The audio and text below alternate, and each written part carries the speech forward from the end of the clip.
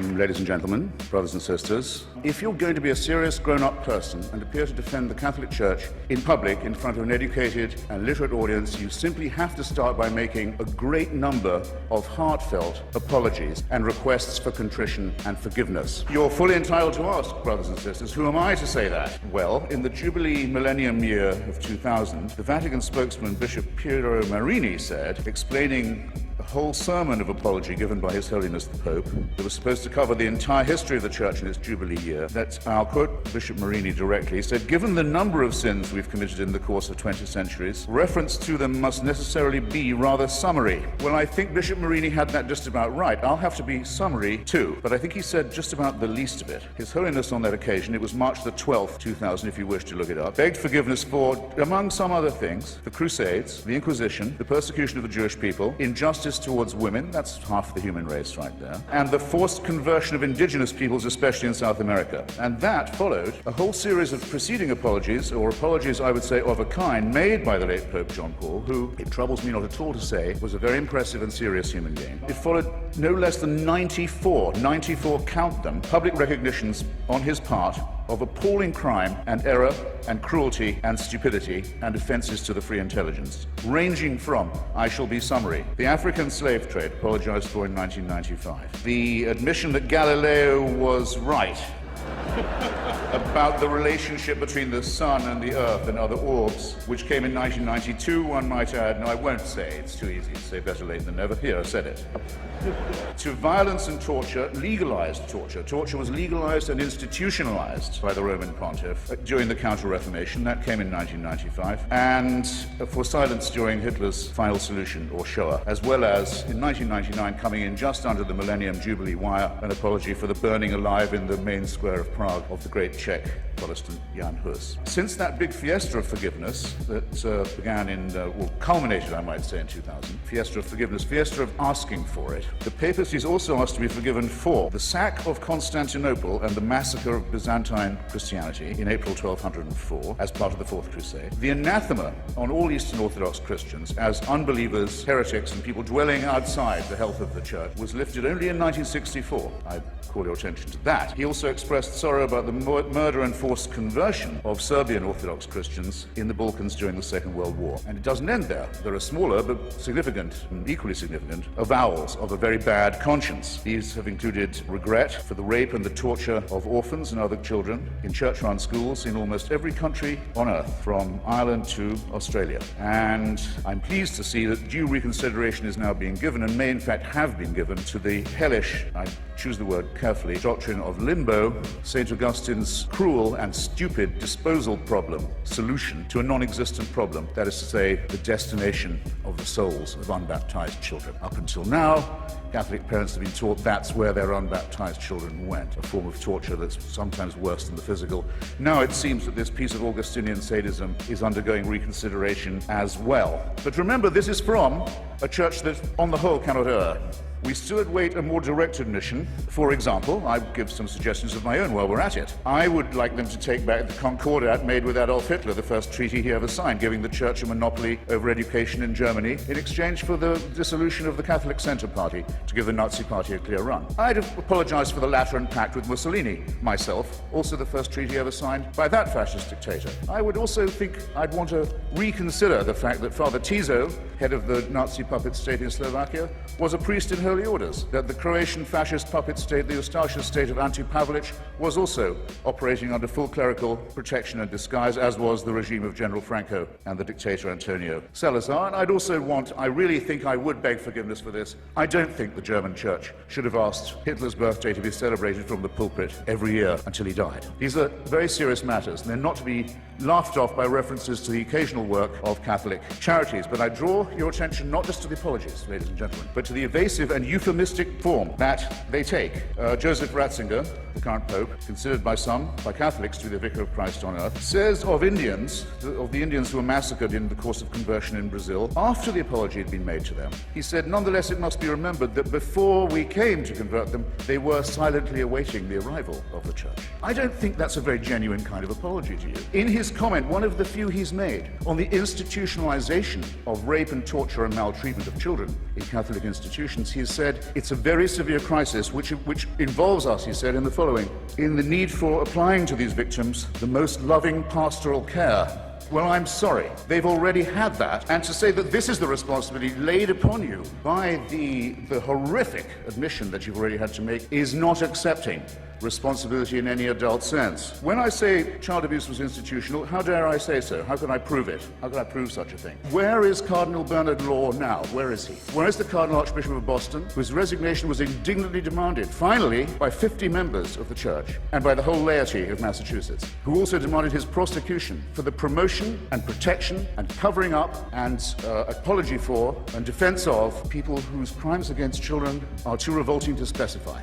And he's not in the jurisdiction of Massachusetts now, as perhaps you know. He's the Supreme Vicar of the Church of Santa Maria Maggiore in Rome, personally appointed by the Pope to that as well as many other important sinecures. And in 2005, this man, a fugitive from justice and from complicity in the filthiest crime that it's possible for a human being to imagine, was one of those voting in conclave to decide who the next Vicar of Christ on earth will be. I don't know. I think I'd like to hear a bit more shame about this. I think I'd like to see a bit more confrontation with the reality of the business. Now, this is a serious question, as I've said, but the rape and torture of children is not something to be relativized. It's not something to be excused as a few bad priests. It's certainly not to be excused by the hideously false claim made by some Catholic conservatives that this wouldn't have happened if queers hadn't been allowed into the church. Sorry to say that queerdom in the church is an old story too. And it's worse, it's much worse than pornography, and it's much worse than bad language on TV. And it's the crime that cries out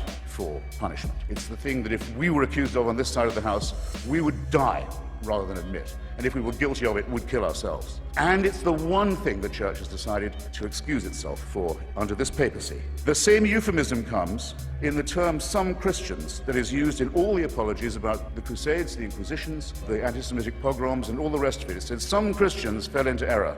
Some Christians allowed themselves to be deceived in this way and to act against the gospel. Well, anti-Semitism was preached as an official doctrine of the Church until 1964. Do you think that might have something to do with public opinion in Austria and Bavaria and Poland and Lithuania? That the Jewish people were accused collectively as a people of deicide, of the crime of the murder of God in the figure of Jesus of Nazareth. And that anathema on them was not lifted until 64, well after the perpetrators of the Holocaust had stood trial in secular courts and been rightly punished for their actions. How can this Church say it has any moral superiority? It has difficulty catching up to what ordinary people regard as common moral and ethical sense. And it still can't make itself apologize properly. And I'll tell you why. Because, and I'll quote again from the encyclicals, it is said of the Crusades, of the complicity with the Holocaust, of the political and diplomatic alliance with fascism, of all of these things, it is said, well, violence was committed, but I'll stress this, I'll underline it, I'll quote directly,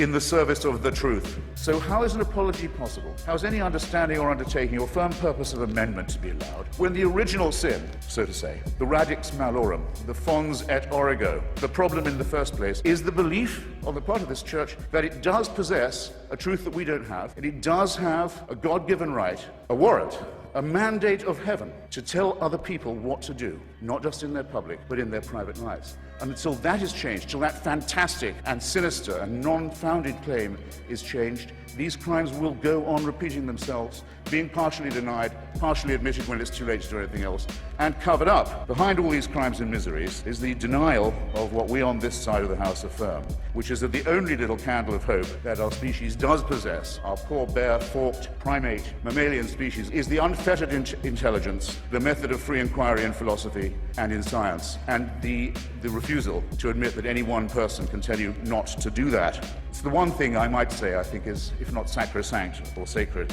is, shall we say, essential. And the Church has always stood and still stands. I'll just propose a few more apologies that we might hope to hear. There'll come a time when the Church will issue apologies and explanations and half-baked appeals for forgiveness for things it's still doing. The readmission as a bishop of Roger Williamson, a member of Marcel Lefebvre's fanatical, hysterical breakaway sect, so-called Society of St. Pius X. Roger Williamson, found hiding in a reactionary, quasi-fascistic establishment in Argentina, has long been a believer that, I'll put this shortly, that the Holocaust did not occur, but the Jews did kill Christ. In other words, genocide no, deicide yes. He was quite rightly excommunicated some years ago, along with several other members of his ratbag organization. But Joseph Ratzinger's invited him back in to the communion because to him, having this man, this liar, this fraud, this racist in the church is more important because it's church unity than the things that he said and done and continues to stand for. Is this not a crying scandal?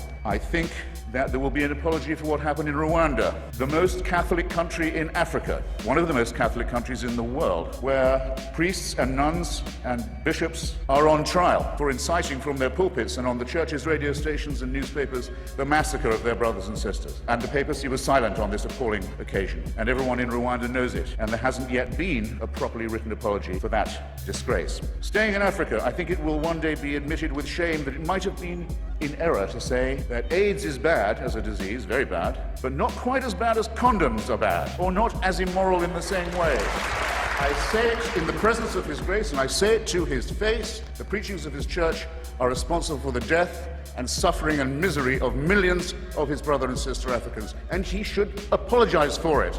He should show some shame.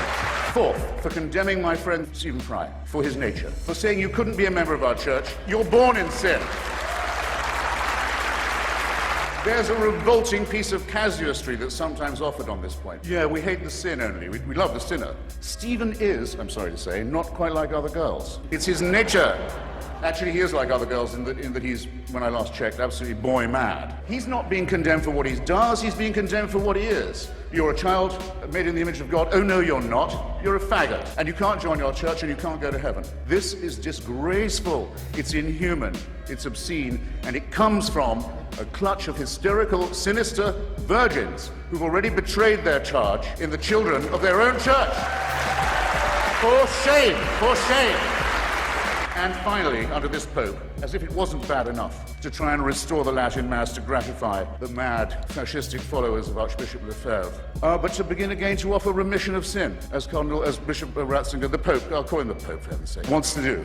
If you come to a Catholic youth festival in Sydney, Australia, where I just was, you'll get a certain remission from purgatory or hell. It may be temporary. If you come a lot and you give a lot, you'll get possibly permanent remission from the eternal punishment that they don't know any more about than you and I do. This is the sale of indulgences blatantly, openly. It's the same temptation that was offered to those who set off on that Fourth Crusade that's just been apologized for and killed all the Jews of Europe on their way, sacked Byzantine Christianity when they got to Constantinople, and then went on to massacre the Arabs and Muslims. They were offered paradise if they died committing these terrible crimes against humanity. But if you see what I mean, therefore, the stimulus to crime, the impetus to crime, the belief in certainty, the belief that a divine warrant entitles you to do whatever you like, is the sin that must be cancelled, that must be annealed, that must somehow be apologized for. I don't wish any ill on any fellow primate or mammal of mine, even if this primate or mammal claims to be a primate in possession of a secret that's denied to me. I can forgive even that because I live in a country where their reign doesn't run, their writ doesn't apply, and they can't burn me and silence me and censor me any more than they can tell my wife that she can't use contraception, or any more than they can really tell Stephen that he's a beast. So I don't at all look forward to the death of Joseph Ratzinger. I don't. Or any other pope. Not really. Except for one tiny reason which I ought to confess and share with you. When he dies, there's quite a long interval till the conclave can meet. Maybe Cardinal Law will still be on it to pick another pope. Sometimes it goes on for months till they get the white smoke. And for that whole time, that whole interval, it's a delicious, lucid interlude, there isn't anyone on earth who claims to be infallible. Isn't that nice?